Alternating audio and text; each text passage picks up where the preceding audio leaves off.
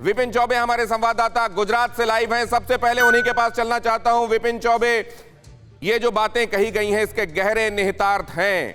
पुलवामा हमले को लेकर आज जो प्रधानमंत्री नरेंद्र मोदी ने बातें कही हैं, जाहिर है ये बहुत अरसे से दबी हुई टीस आज उन्होंने लोगों के सामने रखी है।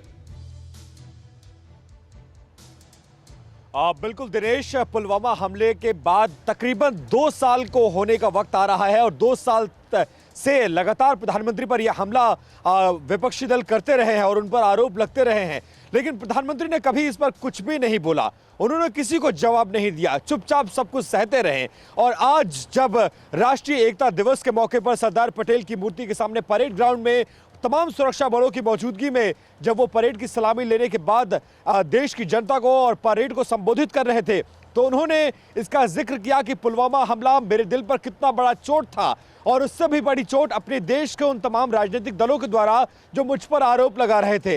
लेकिन जिस तरीके से पड़ोसी मुल्क की संसद के खुद मंत्री ने इस बात को स्वीकारा कि ये उनकी उपलब्धि है, उससे साफ हो जाता है कि जो मुझ पर आरोप लगे थे वो झूठे थे। लिहाजा राजनीतिक दलों को बाज आना चाहिए ऐसे आरोपों से।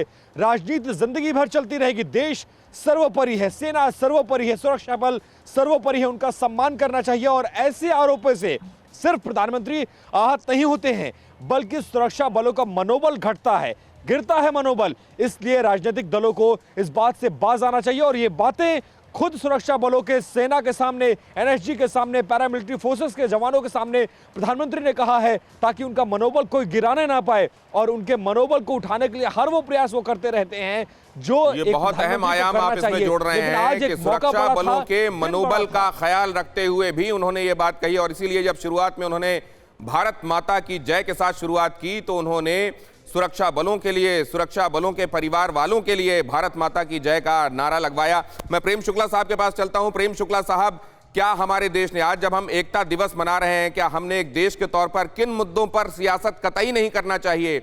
हमको नहीं कहना चाहिए कि उस आतंकवादी ने हाथ में किस रंग का कलावा पहना था, हमको नहीं कहना चाहिए कि पुलवामा हमला राजनीति की वजह से किया गया था। क्या यह देश आज संकल्प लेगा?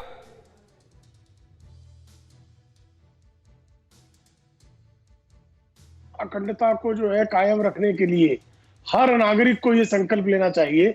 लेकिन दुर्भाग्यपूर्ण है कि कुछ लोग आतंकवादी घटनाओं में हमारे सुरक्षा बल जब बलिदान देते हैं, उन बलिदानियों के चिताएं ठंडी होने के पहले गंदी सियासत प्रारंभ हो जाती है।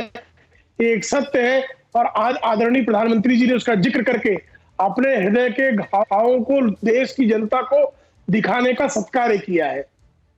अपने दिल के घाव जनता के सामने एकता दिवस के मौके पर प्रधानमंत्री ने रखे हैं। फिक्र आपकी, सोमवार से शुक्रवार रात 9 बजे सिर्फ TV9 भारतवर्ष पर।